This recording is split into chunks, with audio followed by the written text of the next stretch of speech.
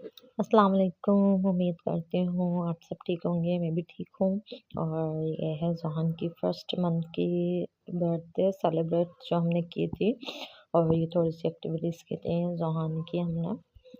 तो वो हैं बनाना हमने यूज़ किया था इसमें, उससे 1th लिखा था और बाकी ज़ोहान का था।